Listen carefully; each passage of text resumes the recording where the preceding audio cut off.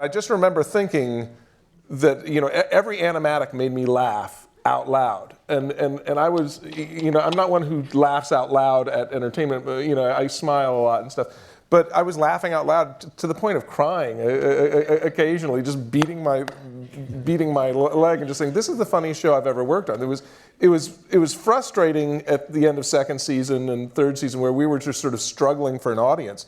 It felt like we were just entertaining ourselves. So it was like, which is a fine job. If they want to pay me to go somewhere with a bunch of funny guys and entertain ourselves, that's just fine. But I felt like I'd worked on a lot of shows that had become very successful, and this was funnier than all of them, and I couldn't understand why it wasn't finding an audience. So it was very gratifying when we did. It's worth noting too that Dan, one of the things that's great about doing the show is that some shows are very primarily writer-driven, others are very primarily artist-driven. This is a show in which if one side doesn't cut it, then the whole thing dies. And Dan is a great example of somebody that we lean on so heavily for. I mean, every musical number that you see, the most recent being Shapoopy, which was his masterwork. He's Gene Kelly. He's Anne Reinking, for God's sake. This guy. I've never actually been called Anne Reinking. Yeah, that's choreographer. I sort of like it. Trivia buffs.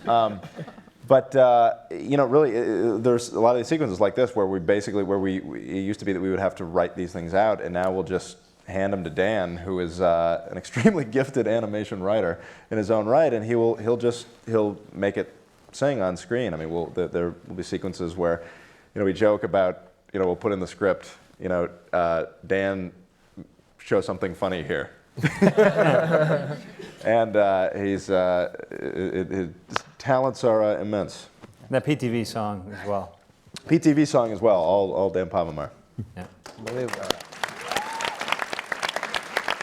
The PTV song, when we went into animatic on it, I had pulled little bits at the end. There's that sort of flash frames of shots from previous episodes, and I just found those off the DVD and digitized them and edited them in, basically because I didn't want to draw all those things for new, and I was like, I just found the most disgusting images I could find from the first 3 seasons and put them in, and we actually got network notes on 2 of them saying, "Oh, you're gonna have to cut that," and I was like, "This has been on the air a bunch of times, and and I'm only showing 8 frames of it." It was some things I found out that we cut those now when they're on the air.